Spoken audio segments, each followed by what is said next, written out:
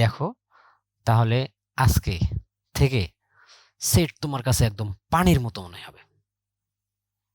চলো ক্লাসটি শুরু করা যাক। সেটকে দুই পদ্ধতিতে প্রকাশ করা যায়, তালিকা পদ্ধতি ও সেট গঠন পদ্ধতি। তালিকা পদ্ধতি বা রোস্টার মেথড বা টেবুলার মেথড। এই পদ্ধতিতে সেটের সকল উপাদানকে কমা দিয়ে পৃথক করে দ্বিতীয় বন্ধনীর মধ্যে লেখা হয়। যেমন 1, 2, 3 দ্বারা গঠিত সেট এটাকে লেখা হয় a equal second bracket 1, 2, 3 second bracket close. মৌলিক সংখ্যার সেট এটা যদি আমরা দেখি তাহলে এটা হয় p equal to second bracket 2, 3, 5, 7, 11 dot dot dot bracket close.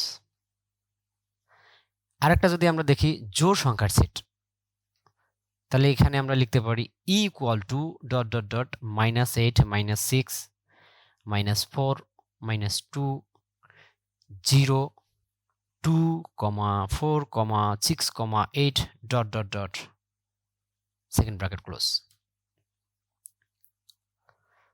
Set গঠন পদ্ধতি বা সেট বিল্ডার মেথড। এই পদ্ধতিতে সেটের সকল উপাদানকে সুনির্দিষ্টভাবে তাদের বৈশিষ্ট্য বা শর্তের মাধ্যমে প্রকাশ করা হয়। যেমন এখানে আছে a equal to 0, 3, 6, 9, 12, 15 K set গঠন পদ্ধতিতে প্রকাশ করো। সমাধান: এখানে সেটের প্রত্যেকটি উপাদান পূর্ণ সংখ্যা, 0 এর চেয়ে ছোট এবং 15 এর চেয়ে বড় নয় এবং 3 এর গুণিতক। সুতরাং সেট গঠন পদ্ধতিতে আমরা লিখতে পারি a ইকুয়াল x যেন x পূর্ণ সংখ্যা এবং 3 এর গুণিতক, 0 এর চেয়ে বড় অথবা সমান এবং x 15 এর চেয়ে ছোট অথবা সমান। আসুন আমরা অনুশীলনের কিছু সমস্যা সমাধান করি। অনুশীলনীতে আমরা প্রথমে দেখব তালিকা পদ্ধতিতে প্রকাশ করো। 1 ক, এখানে a equal to x belongs to n যেন -3 greater than x less than equal 15। সমাধান: তাহলে আমরা দেখি যে এখানে x এর উপাদানগুলো হবে n মানে হচ্ছে পূর্ণ সংখ্যা, ধনাত্মক পূর্ণ সংখ্যা। এখানে কিন্তু আমরা ঋণাত্মক সংখ্যা নিতে পারবো না। তাহলে এখানে n ধনাত্মক পূর্ণ সংখ্যা ইকুয়াল টু আমরা লিখতে পারি 1, 2, 3, 4 ডট ডট ডট আরো থাকতে পারে। তাহলে এখানে যদি আমরা দেখি যে -3 greater than x less than equal 15 শর্ত অনুযায়ী মান 1, 2, 3, 4, 5। তাহলে আমরা এখানে কি দেখতেছি যে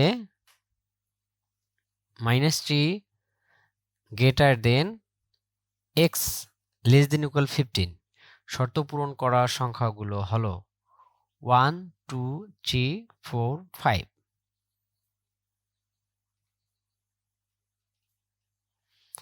তাহলে a ইকুয়াল টু আমরা লিখতে পারি সেকেন্ড ব্র্যাকেট 1, 2, 3, 4, 5।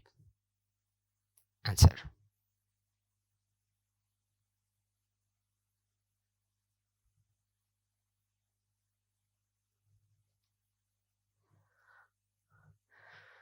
2 নম্বরে আমরা দেখি b ইকুয়াল x যেন x বিলংস টু z যেন x মৌলিক সংখ্যা এবং x square less than equal 50।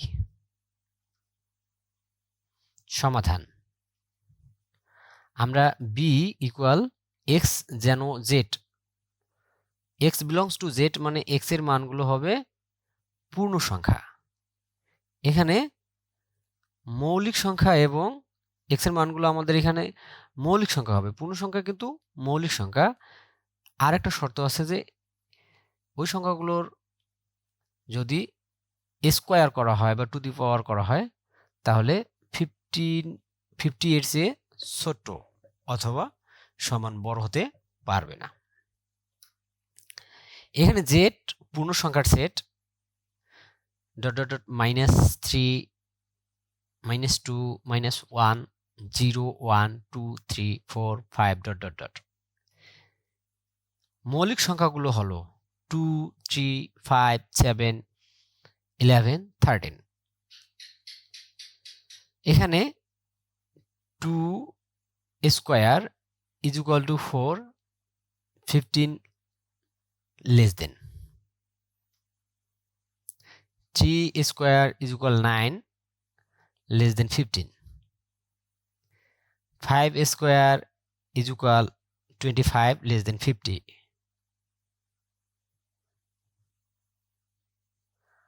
7 square 49 less than 50। 11 square 121 greater than 50, যে শর্ত প্রযোজ্য নয়। অতএব b is equal to আমরা লিখতে পারি সেকেন্ড ব্র্যাকেট 2, 3, 5, 7, যাহা শর্ত প্রযোজ্য অনুযায়ী অ্যান্সার।